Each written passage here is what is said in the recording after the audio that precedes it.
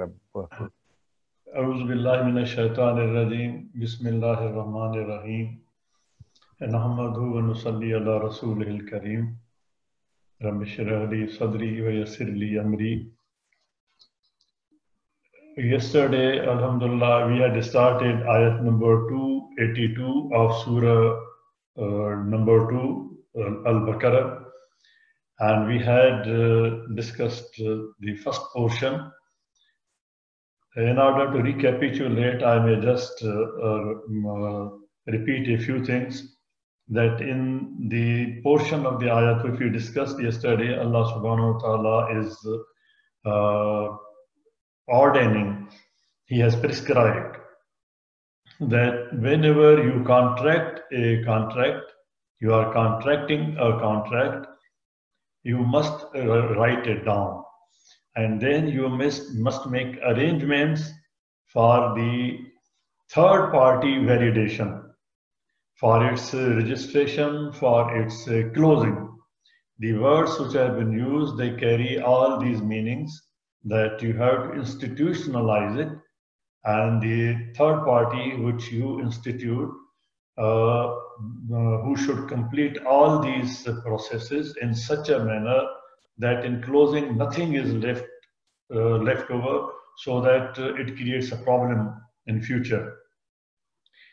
Now this is particularly for the futuristic financial transactions, and Allah subhanahu wa ta'ala says that you record these and keep the record also, maintain it, and in such a manner that not only it does not create any doubt for future, but at the same time it is according to the standard principles, the principles and the ulum, the sciences which are created by Allah subhanahu wa ta'ala. All the sciences are created by Him, all the natural sciences and the social sciences, all the sciences are created by Him.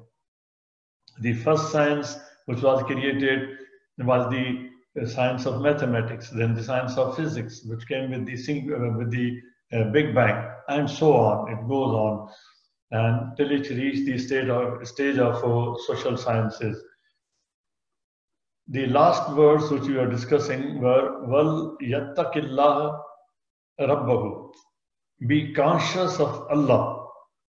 This would have been sufficient, but yattaqillah, ittaqullah. But here Allah subhanahu wa ta'ala is particularly adding one more attribute of His, and that is Rabbahu, your Lord.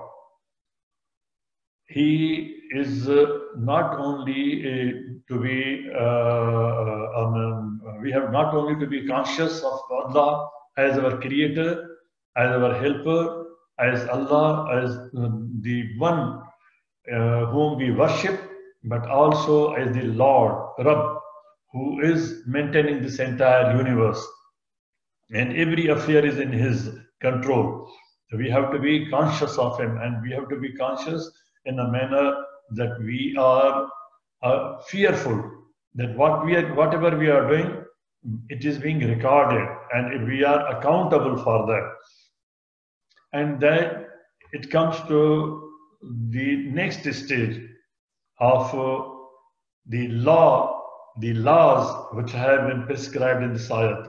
And yesterday I had shown from the last verse of the entire ayat, and I had shown those 3 slides first, that there are different types of laws incorporated in this ayat: declaratory laws and the imperative laws also. Here Allah subhanahu wa ta'ala is giving a direction. This is again an imperative, in fact. And then you will find that in these, along with these, there are some declarations also. After this, some declarations will appear, and that they will magnify the philosophy of this command. There's no discretion with the third party which we are creating for validation as a scribe and as a registrar or overseeing the entire process. They have no discretion, and they should not prepare the documents or maintain the documents, or keep the documents, or close the documents and do the closing process in a manner that leaves anything or which affects anything, which minimizes anything in somebody's favor, or even if it is not a favor or a deliberate, it should not be in contravention of the standard rules, the accounting principles, the laws which Allah subhanahu wa ta'ala has created on this subject, the laws of accounting, laws of maintaining the record. All these laws should be done in such a way, should be followed in such a manner so that there is no problem created in future. And people should be trained for that according to that ilm. They should have that knowledge. They should have that qualification. وَلَا يَبْخَسْ مِنْهُ شَيْئًا. Particularly this word shay'an has been used. That means we are dealing with some financial aspects, and financial aspects have value. Here shay although means a physical shay, but in general terms it means a possession. When you are recording somebody's property, for example, a transaction about a property or a financial transaction which involves a property, any property of small value or a big value, it is his possession, it is his asset, it may be a capital. So this word shayan means nothing or anything or something. When we use the word something, anything, that covers, that has a much bigger connotation. So here the shayan has a much bigger connotation that you cannot diminish or you cannot record it in a manner which affects the value of the thing or the possession of the person on that thing. Its essence or its value, it should not affect it. Be careful about these things. These are the meanings of bakhas, from the root bakhas. Different nuances of the same, of the words or the derivatives from the same root. I'm not going to explain these, but these are different. There are different nuances, different meanings, different shades of meanings of one word which has been used here, that don't do this. And then the philosophy will be explained. Why you don't do this? Why should you not do this? Why should you not lessen the measure? Why should you not make the measurement defective?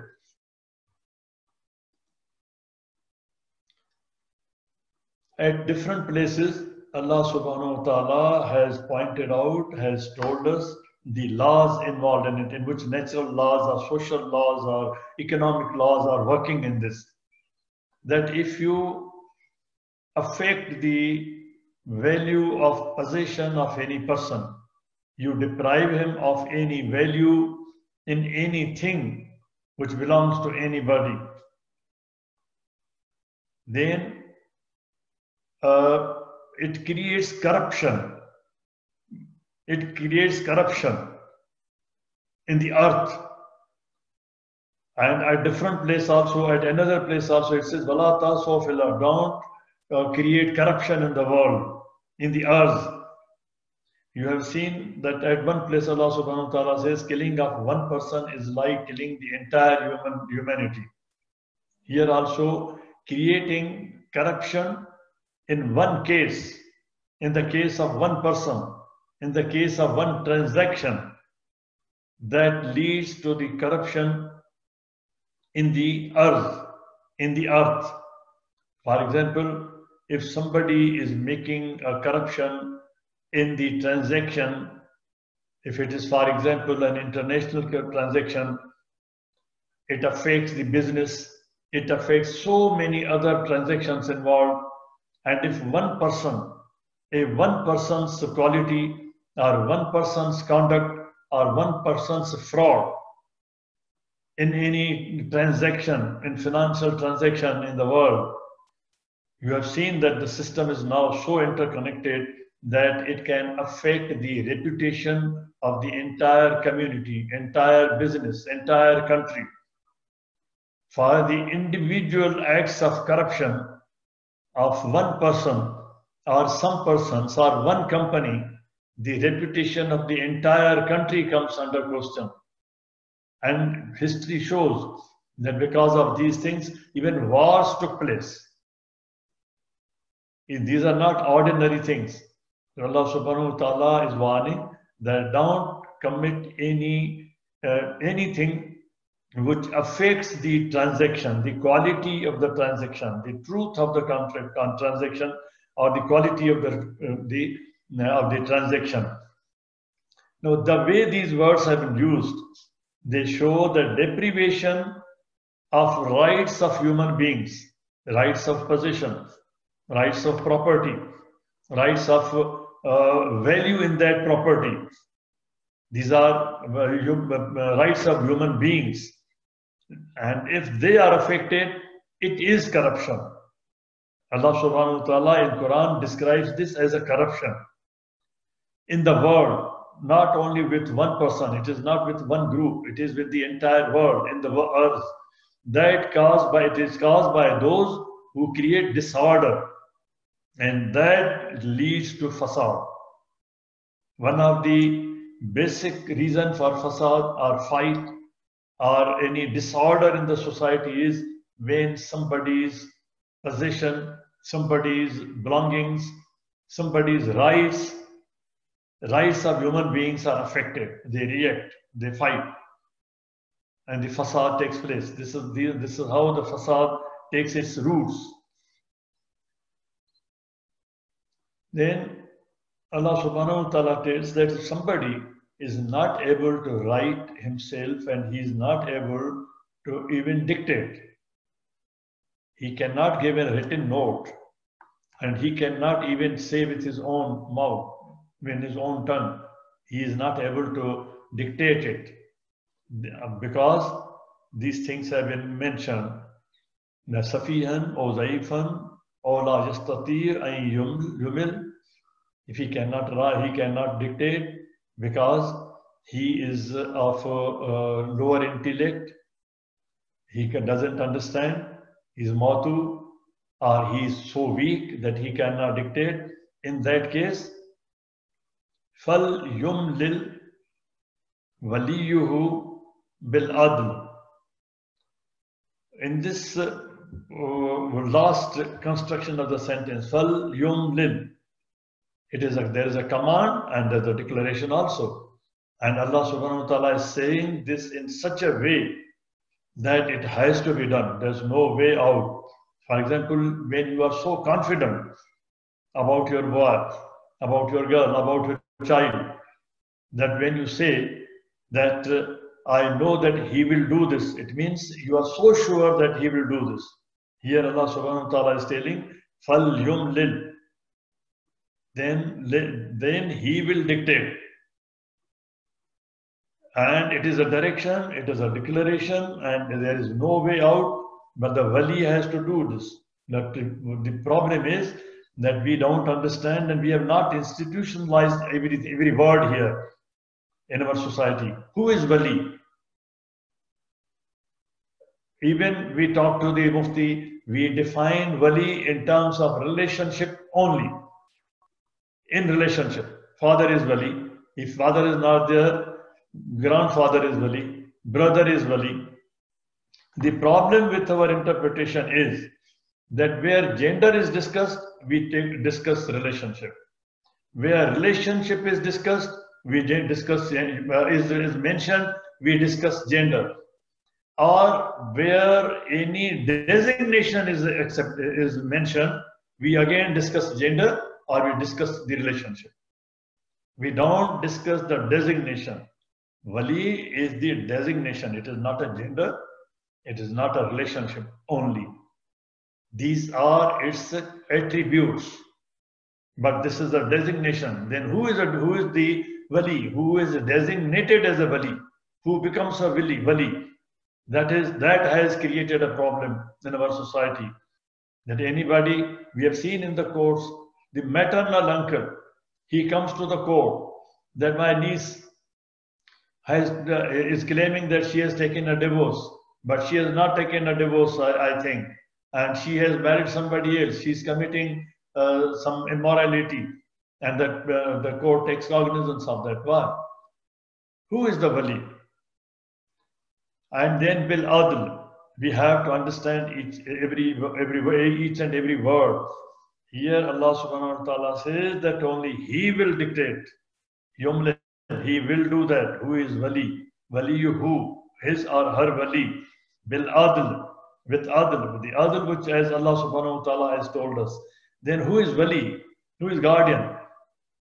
The person who is legally recognized as wali. Legally recognized as wali. And who is legally responsible as wali. We have seen hundreds and thousands of cases in which even father, he never cared for rearing the children. He never cared for the education of the children. He never cared for their even 2 times meal a day. And on the specific occasion, particularly marriage of the girl, he stands up. I'm the wali. And only on the basis of relationship, we recognize he is wali. Legally, if he is recognized, he is designated as wali. There are laws. Last time I had mentioned that the Guardians and Wards Act was given as an act in 1890 after we became slaves. We were colonized. We didn't create we didn't codify it. And then legally he is responsible, and also legally he is accountable. Whatever he does for that minor or anyone who is under his or her guardianship, then he is accountable. If these qualities are not there, he is not wali. Then the developed nations, the civilized nations, they have created courts. There is a court for wards. There are judges for wards, especially designated, because wali is a designation, are especially designated to look after the affairs of the minors, orphans. Instead of building a wall, they have created a code. And that code provides that if any person is not taking care of the child, the orphan, his possession, his property, then court becomes the ward. The court becomes the guardian.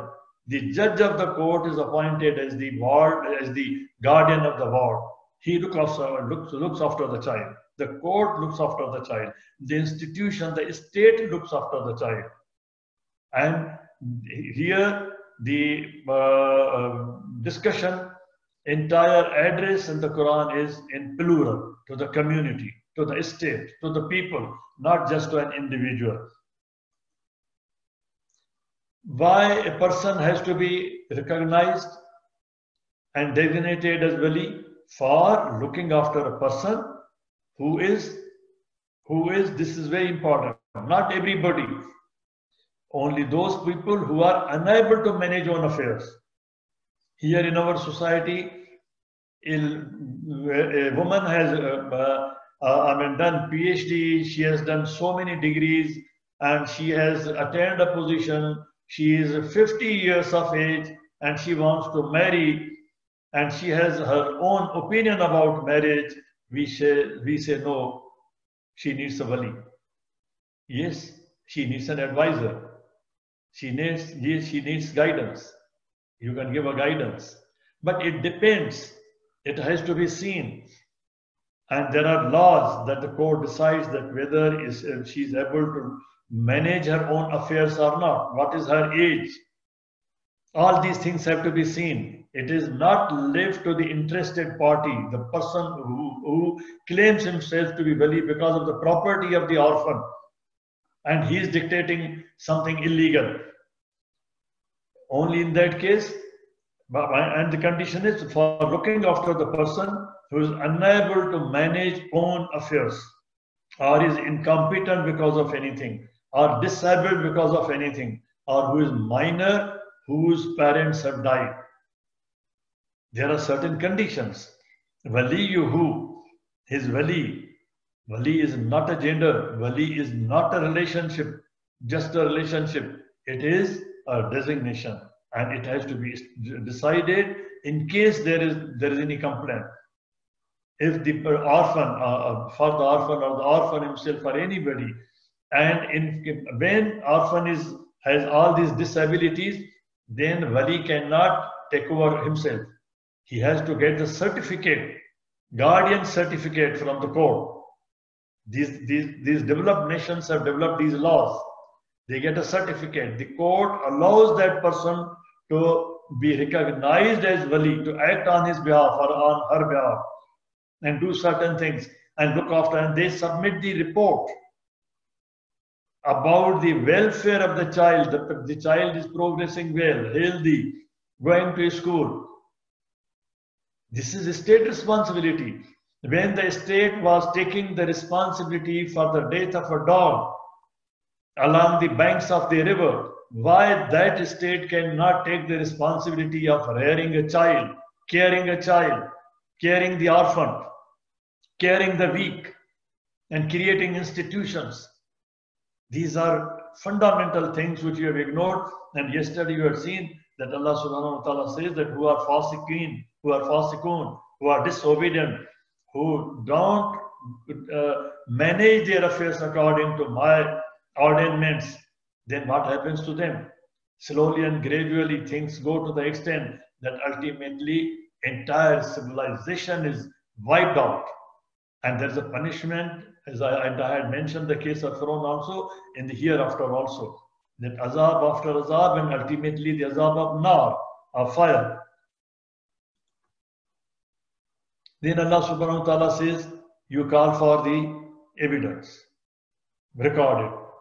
This word, the construction is fountain, and it is in such a manner that it is not just bringing somebody that you are my witness. The purpose is very important. The fountain which has been used here shows that the purpose of the form 1, that is the purpose of the work that has to be achieved. Arrange that the logic, that is the purpose of form 1, should be done. What is the purpose of evidence? If evidence doesn't achieve that purpose, then it means we have failed. Then it means that the title company has failed. It means that the closing process has failed. It means that the underwriter has failed in his assessment. The evidence which we are creating and third-party evidence we are creating, the third-party validation we are creating all this so that in future there is no doubt and the evidence is so clear. So it is calling for evidence, particularly this calling. When we go further, we'll see that the words are explaining calling for evidence, recording evidence, and taking evidence. These are different specializations.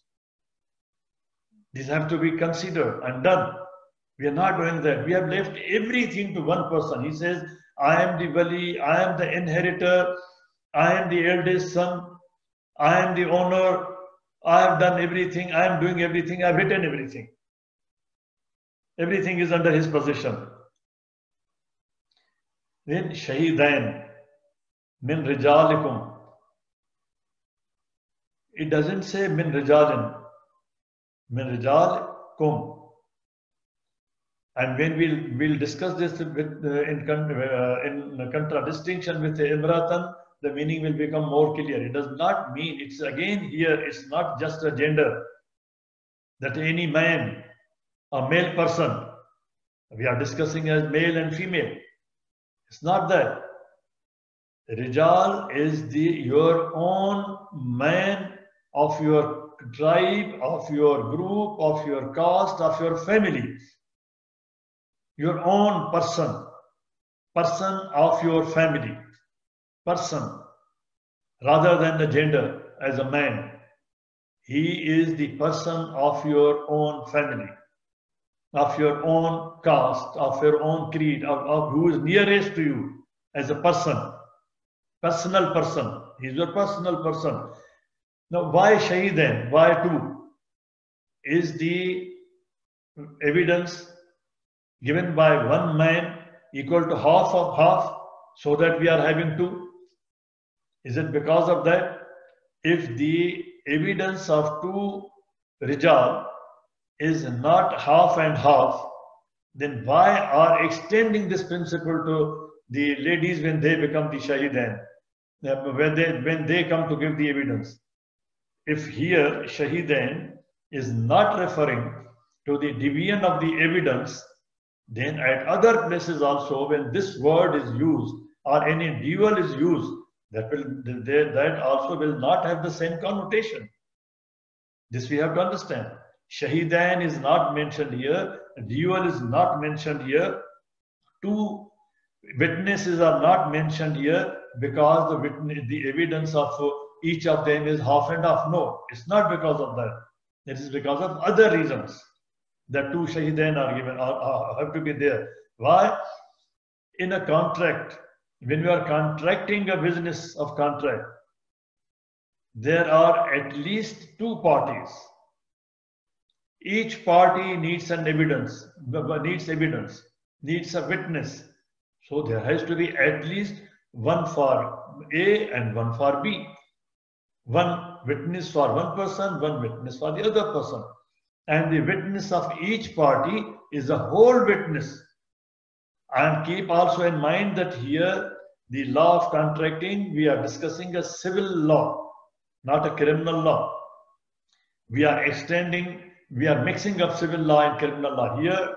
And there are many other points which will clarify this. This is civil law. Contract is a civil law. We are talking about civil law. There are more than one parties. Therefore, there will be, if each party has the right to have his own or her own witness. Two witnesses at least if there are two parties. Min rijalikum. Ulul amr minkum. There also we are. It is not from any people outside, any group outside, you bring any dictator from outside. You bring anyone from outside to rule over you. You have seen in your history, people who don't have your citizenship, people who don't have your domicile. You imported them overnight without a passport, and made them the prime minister. Min rijalikum. Your own persons. Just to clarify that, I said your personal person. Although it may not be a correct English, but I am just in order to emphasize this. He has to be your personal person. Min rijalikum, out of that lot. فَإِنْ لَمْ يَكُونَا رَجُلَيْنِ. If there are not two, there are two parties and there have to be two. At least. If they can't, you can't make two, then in that case, Rajulan, one person, and male person, man, and Imratan, two ladies of your own family. It does not say Nisa. It's not just any woman. Don't keep your business secret from your own woman. Don't keep your business secret from your family. There are thousands and hundreds of thousands of cases among Muslims in the world where they have not disclosed their deposits or their properties to their wives. They are ultimately lost. When they die, the family doesn't know that who are the receivables, what are the receivables, what are the assets. Make your own women of the house, ladies. Here the translation, the nearest translation could be the ladies, your own ladies of the house, the witness to what you are doing. Rajulain wa imratan. One rajul, one party may have one, and the other party will have two women. Now, this is a very important ayat. That's why when one of my friends yesterday asked, I said that it will take time. And I hope you will allow me. This ayat is not only for qiraat, as I said yesterday. It is not only for tilawat. Allah subhanahu wa ta'ala is telling at the end of this ayat that this is for teaching. Allah subhanahu wa ta'ala is telling us that I am teaching. Allah subhanahu wa ta'ala left the matters of ibadat, worship. Everything is ibadat, but particularly the ritual part of the worship, he left to the Prophet, peace be upon him.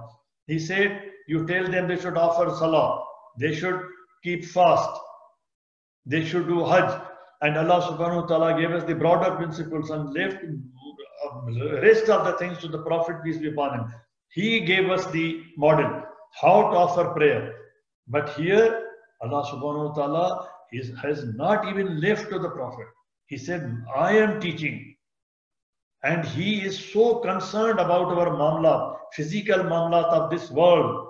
He is so much concerned about our life in this world, our relationships in this world, that he is teaching himself. He has not even left it to anybody.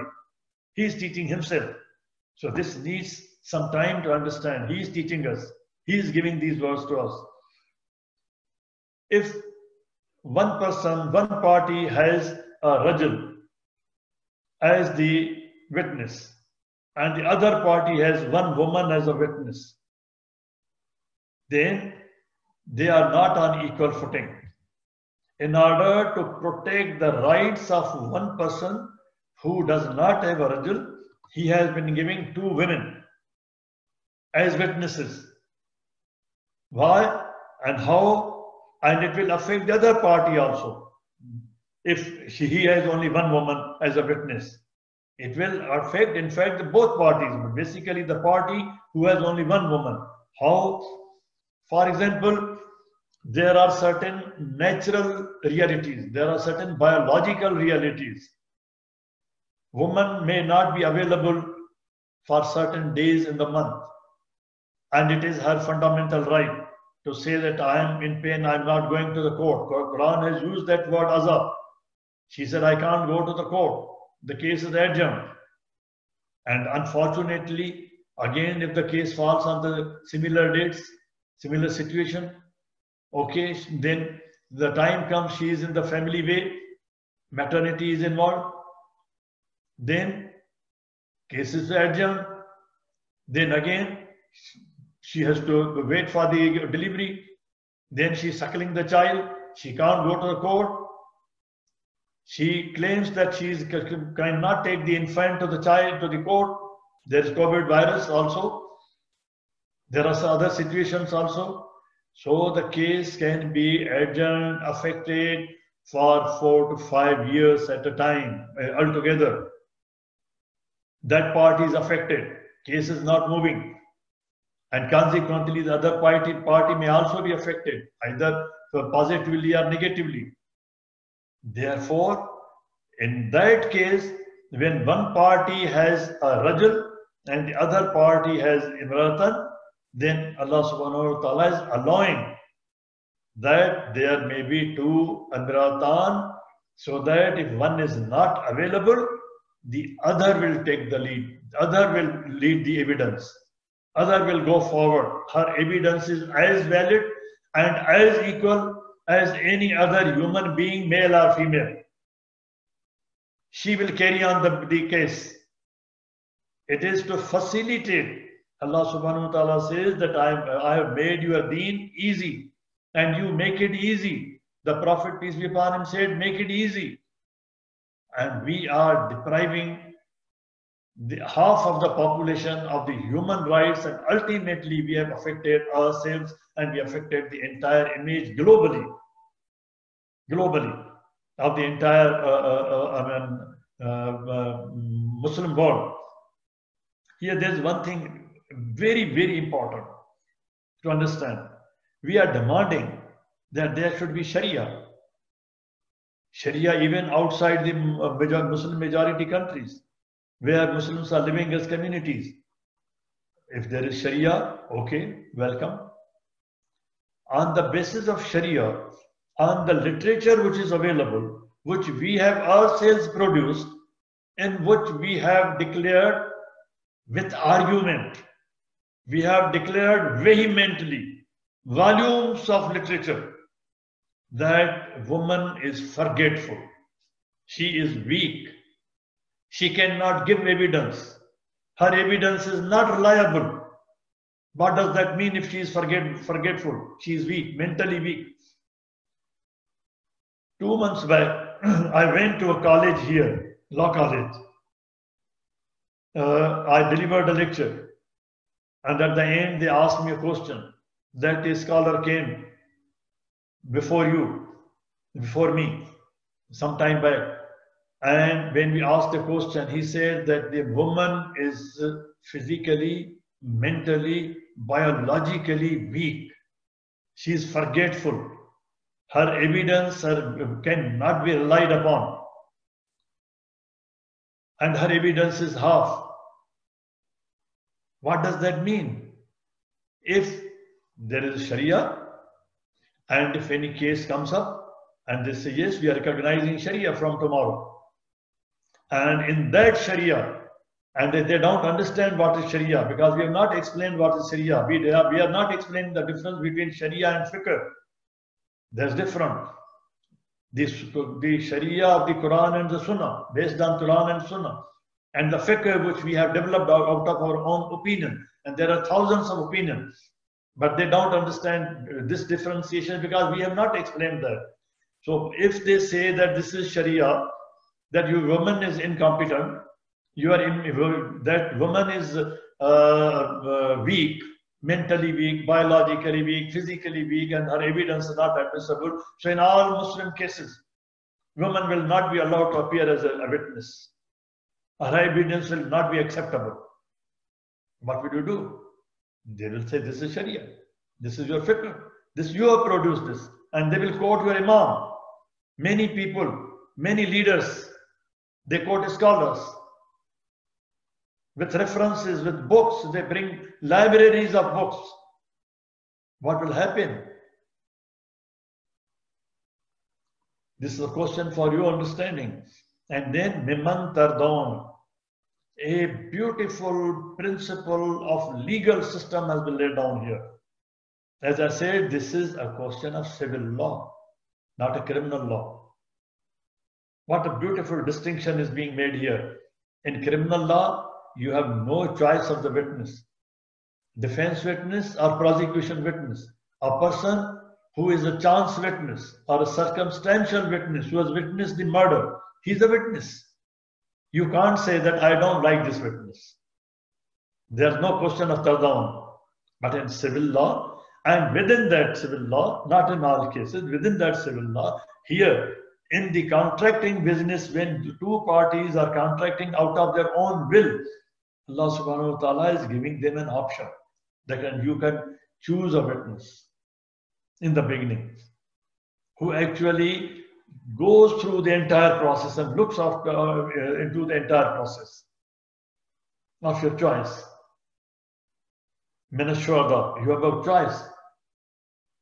You can choose Rajul from so many persons of your family, or the near ones, or Imratan or Imratan, or other women from your own family who are the nearest to you. You have a choice here. That is the difference between the criminal and the civil law.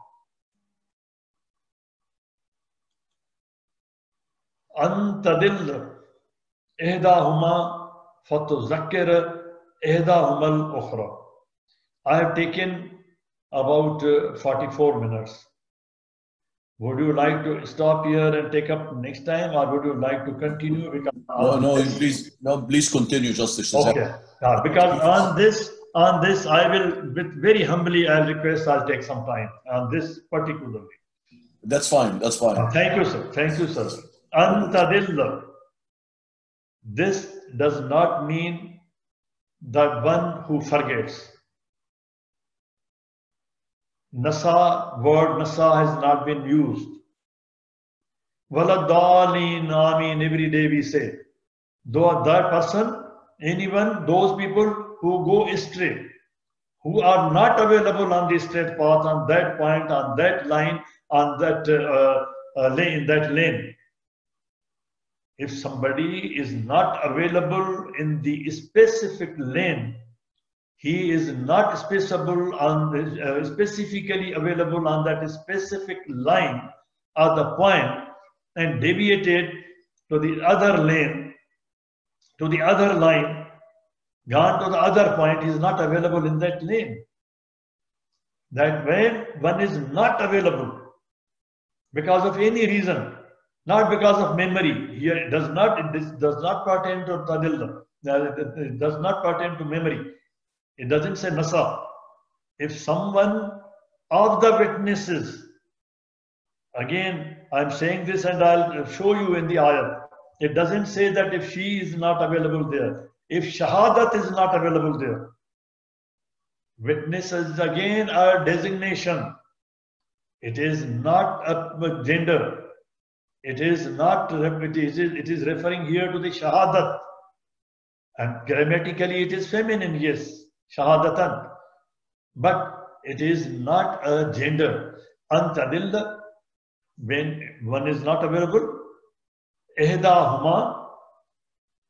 Now at this stage, you can open QuranCorpus.com or any other site or any other book of grammar.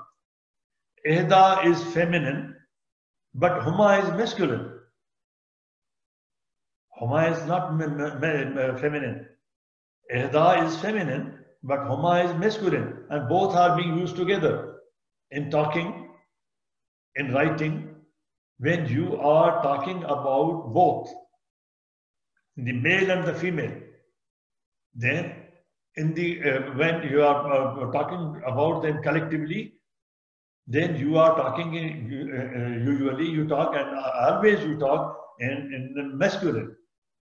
Ihda feminine, huma masculine. Why are we only interpreting feminine? Fatu zakira, she will brief. Zikr, she will brief about the entire thing. She will brief. Ihda huma al-ukhra. Now, just in order to explain, just for the purposes of explanation, I'm going into another, I'm going straight forward, just for the sake of explanation.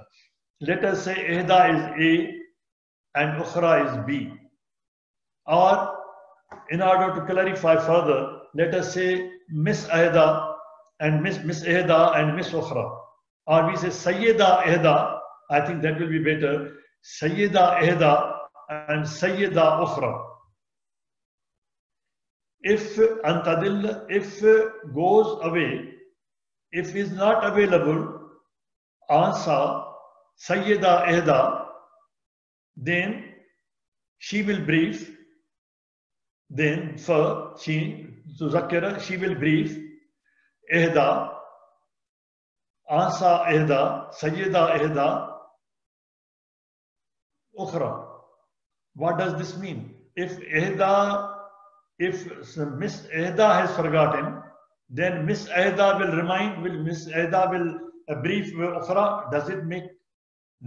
Can we understand this meaning? If Ihda forgets, then Ihda will remind Ukhra. How can we reconcile this? Sayyida Ihda forgets and Sayyida Ihda reminds. Miss Ihda forgets and Miss Ihda reminds. This is another thing. One was that Ihda is feminine, huma is masculine. And number two, that Ihda is forgetting, then how Ihda will brief Ukhra? Unless we say that in the next some part of the sentence, Ihda becomes Ukhra and Ukhra becomes Ihda. They change the positions. Otherwise, Miss Ihda can't brief Ukhra. Brief. Why briefing is required? Brief is a technical term in law, in legal systems. But here I'm not using that term. I'm using here the layman's word in order to explain this. Whenever there is a case in the court, it takes a lot of time. Every time you go to the court, every time any witness or even the complainant or the plaintiff or the respondent or the petitioner, anybody who goes to the court, everybody, they have to remind themselves, they have to brief each other, and they brief the attorney also. They discuss with him. That is, attorney calls you that tomorrow there is a date for your case. So come a day before that and we'll discuss it. We'll prepare it before we go to the court. This is preparation. So that if one is not available and she is not able to go, she will provide her note. She will provide her brief to the other so that she goes to the court. One is not available because of the maternity reasons or any other reasons. She is not available. She is providing the brief to the ukhra, to the other, that this is my brief. And you go to the court. When you go to the court, you say this. Now there is a very, very technical problem involved in this, which we don't understand. And Allah subhanahu wa ta'ala has laid down a golden principle in this. Evidence is not an ordinary thing. In criminal cases, the witnesses cannot talk to each other.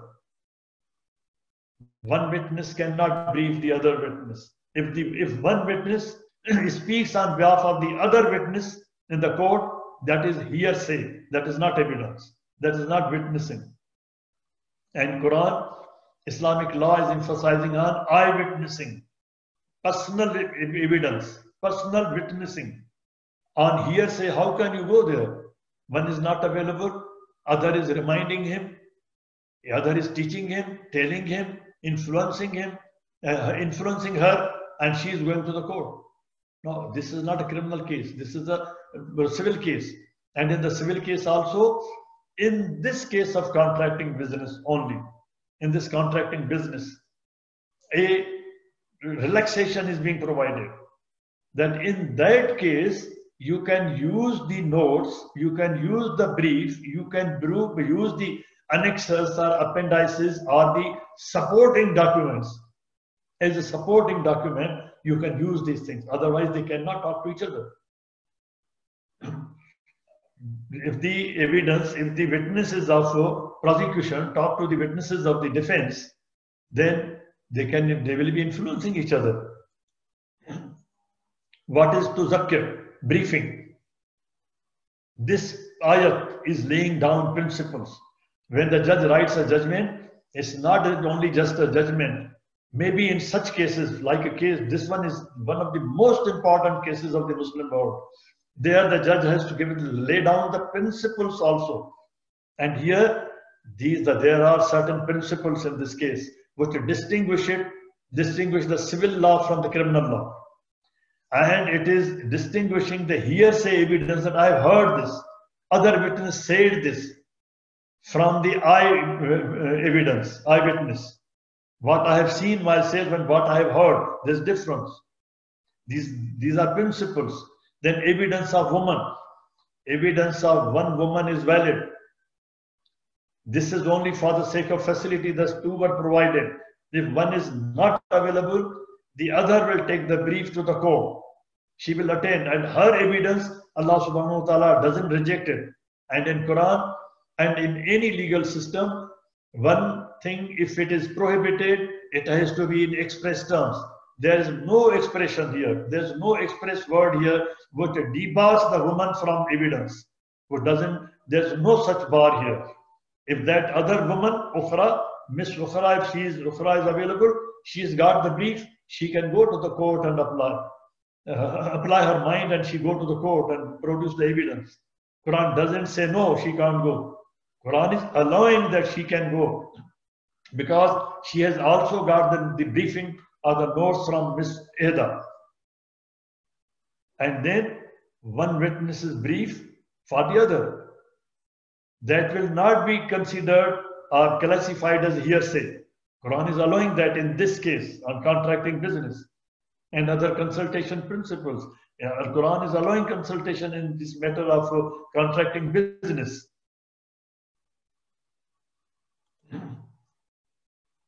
I have mentioned these things. Ihdahuma. And as I requested, you kindly check up. Ihda, and I have taken this image from the QuranCorpus.com. Ihda, feminine. Huma, masculine. Both are being used together.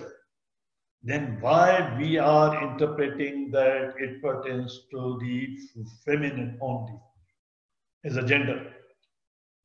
It is mentioning both. Shahada. Fatuzakir, briefing. Briefing is required always, whenever the date is fixed for hearing. And yesterday also, one of our friends, I may mention if he allows me, Mr. Habib mentioned about the subjunctive mood. We say subjunctive mood. This I have taken again from this QuranCorpus.com. But do we know what is subjunctive mood? It is subjunctive mood, form 2. But what is that? Form 2 is denominative, declarative, causative, intensive, yes, but what is subjunctive mood? Here it has been used in the subjunctive mood. Tadilla has been used as in the subjunctive mood. Let me go a little further in that. What is subjunctive? Does Allah mean that? There are different moods of the verb, fa'il. For example, which makes a factual statement.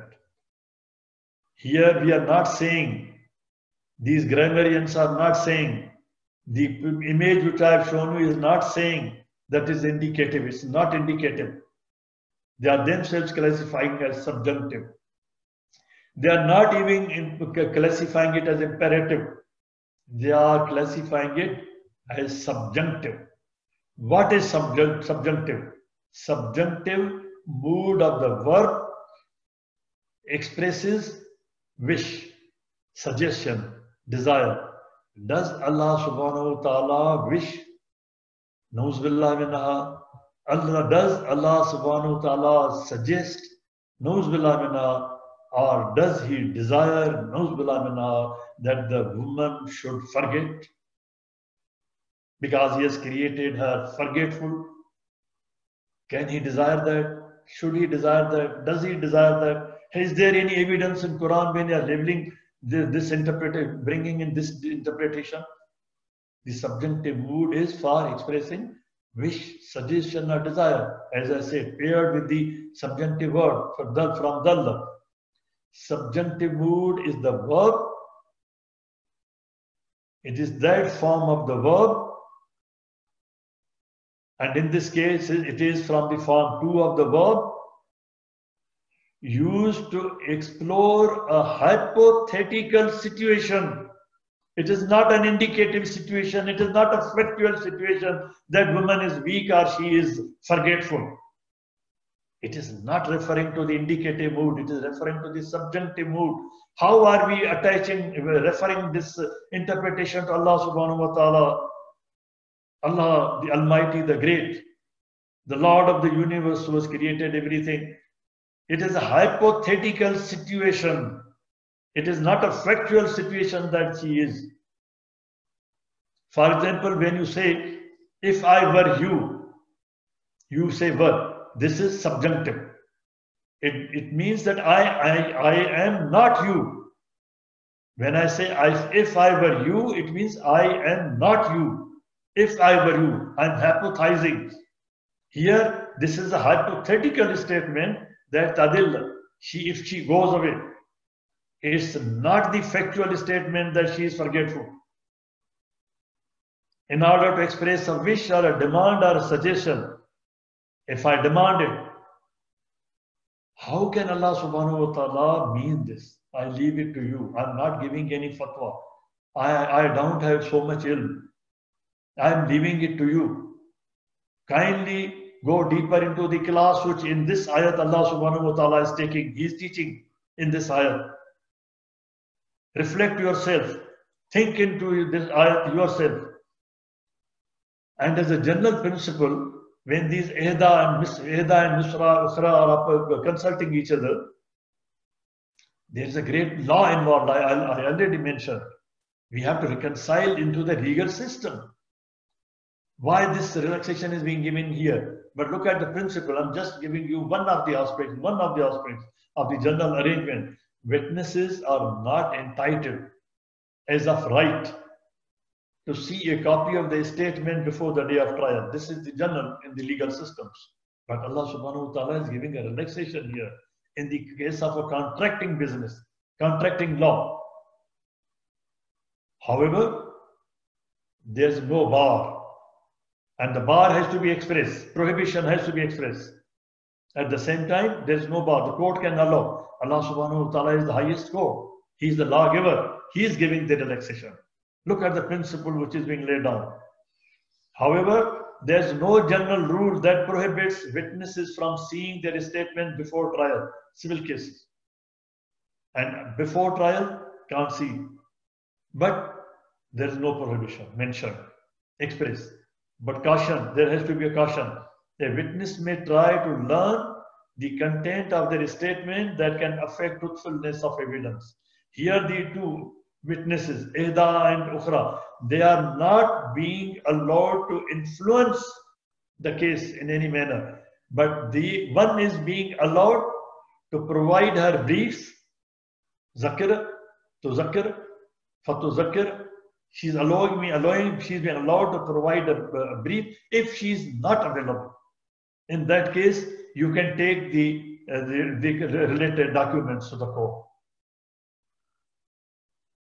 Now we are entering into the next phase of discussion, different phase of discussion. If Ihda and Ukhra is clear, and I have taken 1 hour, I stop here. If you want to ask questions, or if you like, it will take about, if I could go to for completion, 1 hour more or maybe more. So I think better I stop here, because usually don't allow me more than 20 minutes, so I've become very cautious about this. I may stop here, and if you like, but I leave it to our honorable director, however he, in whatever manner he directs me, I'll proceed accordingly. Inshallah, we'll finish now and then we can continue later, since the subject you discussed are very, the verses that you discussed require a lot of questions. اللهم صل وسلم وبارك على سيدنا محمد وعلى آله وصحبه وسلم. اللهم اهدنا فيمن هديت وعافنا فيمن عافيت وتولنا فيمن توليت وبارك اللهم لنا فيما أعطيت وقنا واصرف عنا شر ما قضيت إنك يا ربنا تقضي بالحق ولا يقضى عليك. اللهم ادخلنا برحمتك في عبادك الصالحين. اللهم اخرجنا من ظلمات الجهل والوهم إلى أنوار العلم. اللهم ما ينفعنا وانفعنا بما علمتنا وزدنا علما. اللهم اجعلنا من يستمعون القول فيتبعون أحسنه. اللهم اكفنا بحلالك عن حرامك وبطاعتك عن معصيتك وفضلك عن من سواك.